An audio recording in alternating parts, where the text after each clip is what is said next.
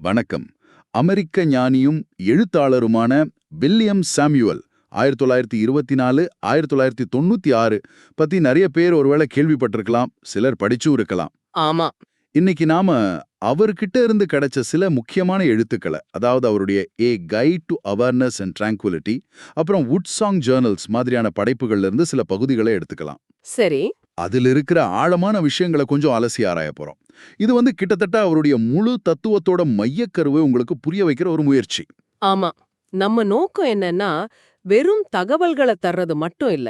விழிப்புணர்வு, நம்மளோட உண்மையான அடையாளம், மன அமைதி, இந்த மாதிரி விஷயங்களை பத்தி சாமுவல் என்ன சொல்றாரு, ம் அதிலிருந்து நாம கத்துக்க வேண்டிய முக்கியமான பாடங்கள் என்னென்ன அப்படிங்கறத உங்களுக்காக பிரிச்சு எடுக்கணும்.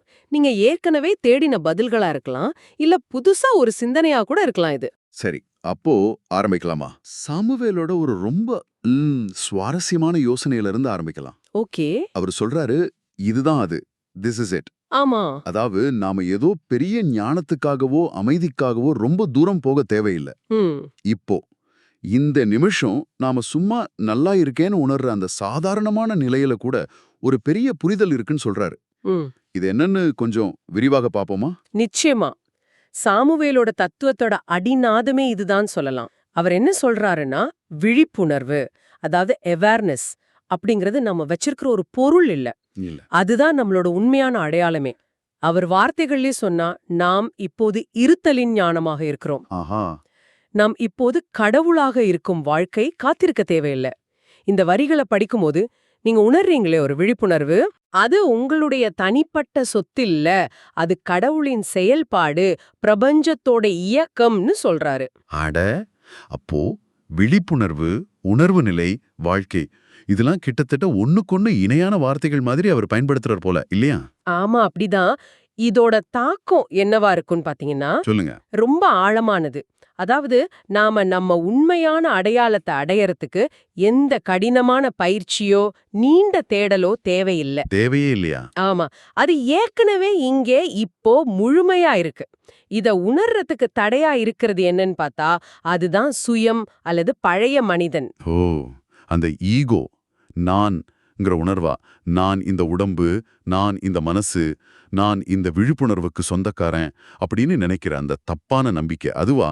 சரியா சொன்னீங்க. அந்த தவறான அடையாளம் தான் எல்லா போராட்டத்துக்கும், குழப்பத்துக்கும், துன்பத்துக்கும் மூலம்னு அவர் சொல்றார். நாம நினைக்கிறோம், நான் கஷ்டப்படுறேன், நான் வேதனைப்படுறேன்னு. ம் ஆனா சாமுவேல் பார்வையில அந்த நான்கிற எண்ணம் தான் கஷ்டப்படுதே தவிர, உண்மையான விழிப்புணர்வு அது எப்போதும் அமைதியா முழுமையா இருக்கு. சரி, இத புரிய வைக்கிறதுக்கு அவர் ஏதாச்சும் உதாரணம் சொல்றாரா? சொல்றாரே, அருமையான உதாரணம் இருக்கு. ஒரு மரத்துல இருக்கிற இலைய எடுத்துக்கோங்களேன். ஓகே. அந்த இலை தானா வாழுதா? இல்ல, மரம்தான் அந்த இலைய வாழ வைக்குது. சரிதான். அதே மாதிரி நாம தனிப்பட்ட மனிதர்களா மொட்டு மாதிரி வாழ்றதா நினைக்கிறோம். ஆனா உண்மையில அந்த பெரிய பேருண்மையால புதர், அதாவது கடவுள் இருத்தல், நாம வாழ வைக்கப்படுறோம். ஓஹோ. இது கிட்டத்தட்ட கம்ப்யூட்டர்ல பிரச்சனைனா ஹெல்ப் கீய அழுத்துற மாதிரி. பிரச்சனை வரும்போது நம்ம கவனம் பிரச்சனையில மூழ்காம நம்மளோட மூலத்தை, அந்த பேருண்மையை நோக்கி திரும்பணும்னு சொல்றார். இது சுவாரஸ்யமா இருக்கு. அப்போ பிரச்சனையை தீர்க்க போராடுறதை விட மூலத்தோட நம்ம தொடர்பை உணர்றது முக்கியம்னு சொல்றீங்க. ஆமா, அது ஒரு மனப்பான்மை மாற்றம். எல்லாம் அந்த பெருண்மையின் வெளிப்பாடு, நானும் அதோட ஒரு அங்கம் அப்படின்னு உணரும்போது ஒரு விடுதலை கிடைக்குது. இந்த வாழ்க்கையே அந்த பெருண்மையோட சுய விழிப்புணர்வு, சுய அறிதல்னு புரிஞ்சுக்க ஆரம்பிக்கிறோம். அந்த புரிதல்ல தான் உண்மையான அமைதி இருக்கு. சரி, இது நம்மள அடுத்த முக்கியமான கேள்விக்கு கூட்டிட்டு போகுது. அதாவது யதார்த்தத்தோட தன்மை பத்தி. சாமுவேல் இருத்தல் அல்லது முழுமைதான் எல்லான்னு சொல்றாரு. ஆமா. எல்லாம் நலமாக இருக்கிறது, ஏனென்றால் எல்லாம் இருக்கிறது அப்படின்னு சொல்றாரு. ஆனா நம்ம வாழ்க்கையில பிரச்சனைகள், கஷ்டங்கள், எதிர்மறையான விஷயங்கள் இருக்கே, அதையெல்லாம் எப்படி விளக்குறது? நல்ல கேள்வி. இங்கதான் சாமுவேலோட முரண்பாடு, கான்ட்ரடிஸ்டிங்ஷன்ங்கிற கருத்து வருது. அவர் என்ன சொல்றாருன்னா, இந்த பிரச்சனைகள், கஷ்டங்கள், இல்லாதவை மாதிரி தோன்ற விஷயங்கள் எல்லாமே ஒரு நோக்கத்தோட தான் இருக்கு. அந்த நோக்கம் என்னன்னா, இருப்பதை, அதாவது நன்மையை அழகை, முழுமைய நமக்கு இன்னும் ஆழமா உணர்த்துறதுக்கு. ஓ, இது இன்னும் கொஞ்சம் விளக்க முடியுமா? ஒரு உதாரணத்தோட சொன்னா நல்லா இருக்கும். நிச்சயமா. இத இப்படி யோசிச்சு பாருங்களேன். நல்ல வெயில்ல இருந்துட்டு நிழலுக்கு போனா அந்த நிழலோட அருமை தெரியுது இல்லையா? ஆமா. நல்ல குளிர உணர்ந்தாதான் வெதுவெதுப்போட சுகம் புரியுது. அது மாதிரி தான் இதுவும். சாமுவேல் ஒரு மலை ஏறுபவர் கதைய சொல்றாரு. அவர் ரொம்ப அழகான மலைகள்ல வாழார். சரி. ஆனா அந்த அழகோட முழு ஆழத்தை அவர் உணராமலே இருக்கார். அப்புறம் என்ன ஆச்சு? ஒரு நாள் அவர் அந்த மலைக்கு அந்த பக்கம் இருக்கிற ஒரு அசிங்கமான, மாசடைஞ்ச, மக்கள் கஷ்டப்படுற ஒரு தொழிற்சாலை பள்ளத்தாக்குக்கு போறார். ஓ, கஷ்டமான இடத்துக்கு போறாரா? ஆமா. அங்க கஷ்டப்பட்டுட்டு திரும்பவும் தன்னோட அழகான மலைக்கு வரும்போது அதே மலை, அதே அழகு அவருக்கு பன்மடங்கு அதிகமா, இன்னும் ஆழமா தெரியுது. அட. ஏன்னா அழகு இல்லாத அந்த அனுபவம், அது அழகோட மதிப்ப அவருக்கு முழுமையா உணர்த்துது. ஓஹோ. அப்போ பிரச்சனைகள் நிழல்கள் மாதிரி. அதுங்க தீயவை இல்ல, ஆனா ஒளிய தெளிவா பார்க்க உதவுதுன்னு சொல்றீங்களா? சரியா சொன்னீங்க. எல்லையற்ற விழிப்புணர்வு, இன்ஃபினிட் அவேர்னஸ், எது இருக்கு எது இல்லைன்னு ரெண்டையும் அறியும். பிரச்சனைகள்ங்கிறது அந்த அடிப்படையான முழுமை அல்லது தத்துவத்தை, பிரின்சிபிள மறைமுகமா சுட்டிக்காட்டுற முரண்பாடான தோற்றங்கள். தோற்றங்களா? ஆமா. சாமுவேல் சொல்ற மாதிரி பிரச்சனை என்பது வேறு ஒன்றுமில்லை, அது தத்துவத்தின் முரண்பாடான தோற்றம், பிரச்சனையின் இல்லாமை. சரி, இதோட நடைமுறை பயன் என்ன? நம்ம பிரச்சனைகளை எப்படி அணுகணும்? சாமுவேல் சொல்றது, கடைகளை, அதாவது பிரச்சனைகளை, எதிர்மறையான விஷயங்களை எதிர்த்து சண்டை போடாதீங்க. சண்டை போட வேண்டாமா? வேண்டாம். அதோட நோக்கத்தை புரிஞ்சுக்க முயற்சி பண்ணுங்க.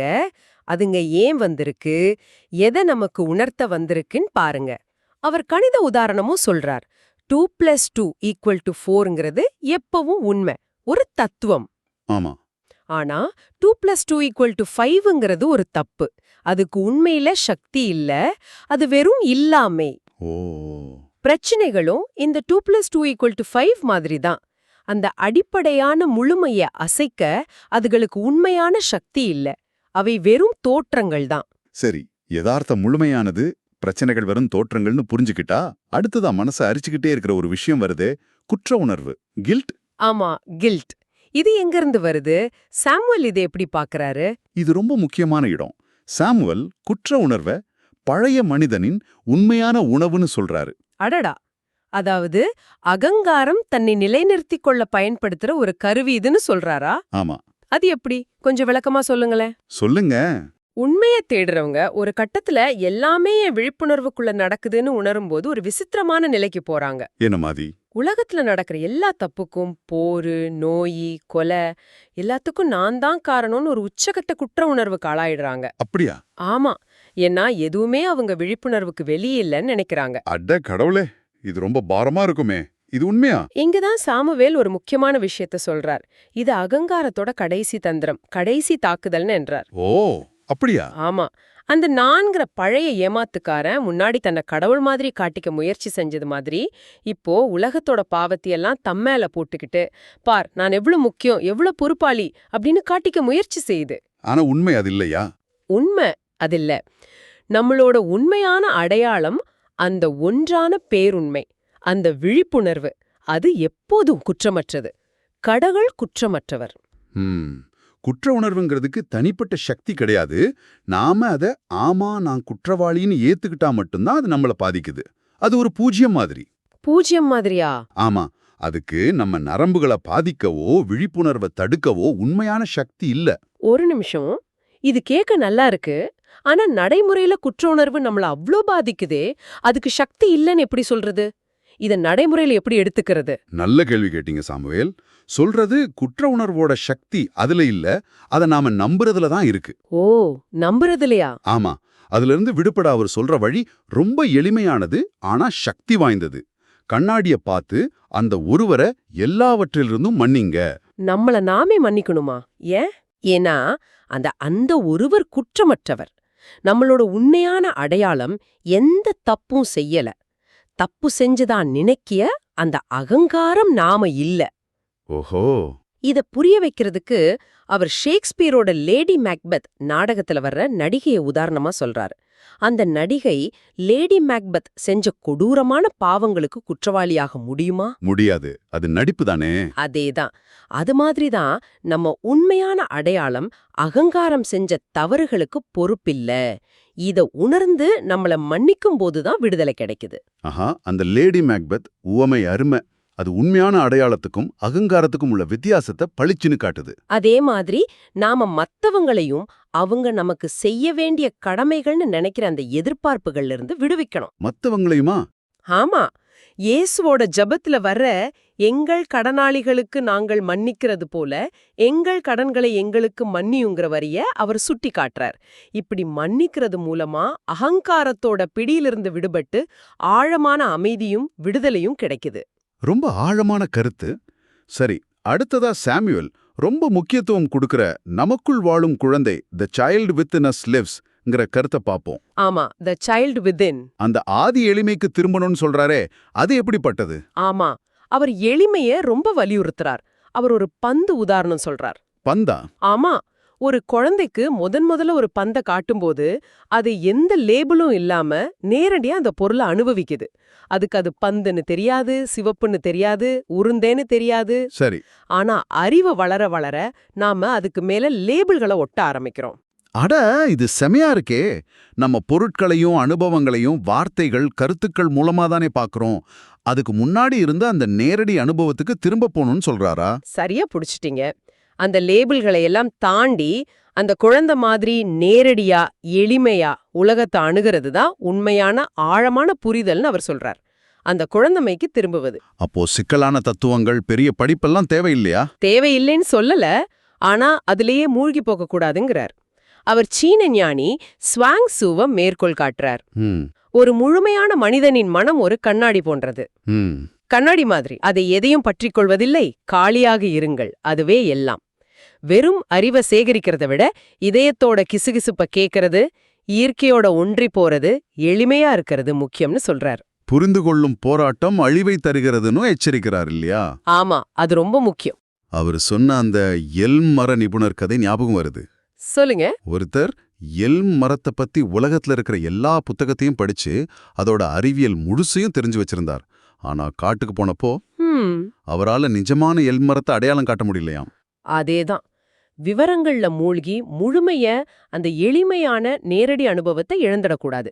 இதுதான் சாமுவேலோட லாலிகாக், வுட்சாங் குறிப்புகள்ல நம்ம பார்க்கற அனுபவங்கள். ஆமா, சின்ன சின்ன விஷயங்கள்ல நதியில படகுல போறது, ரயில் போனதுக்கு அப்புறம் வர்ற அமைதி, இது மாதிரி எளிய அனுபவங்கள்ல அவர் பெரிய உண்மைகளை கண்டுபிடிக்கிறாரு. அப்போ வெறும் படிப்பு மட்டும் போதாது, அந்த உண்மைய வாழ்க்கையில செயல்படுத்தணும், வாழணுங்கிறீங்களா?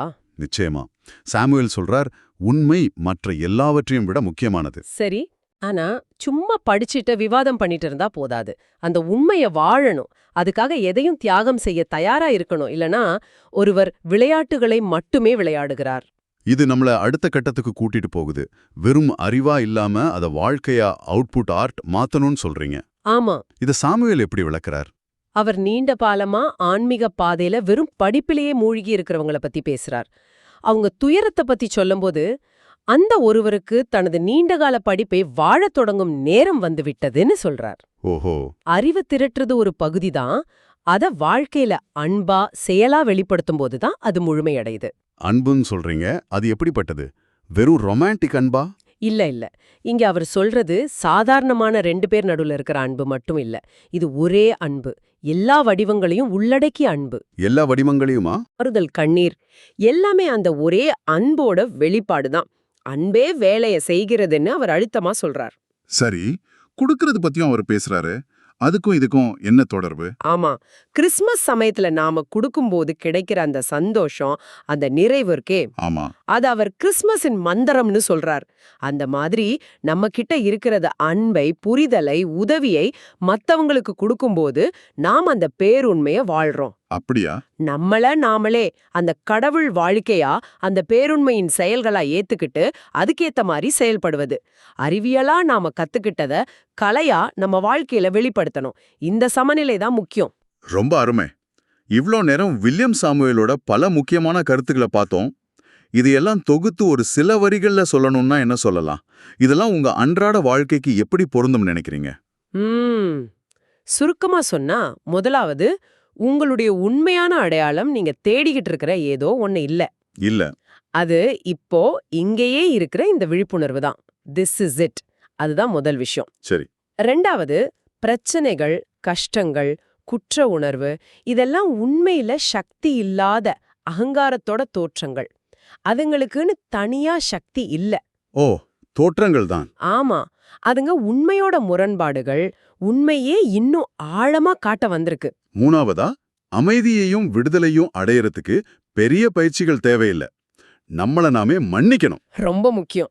ஏன்னா நம்ம உண்மையான சுயம் குற்றமற்றது. நமக்குள்ள இருக்கிற அந்த குழந்தமைக்குரிய எளிமையை ஏத்துக்கணும். ஆமா.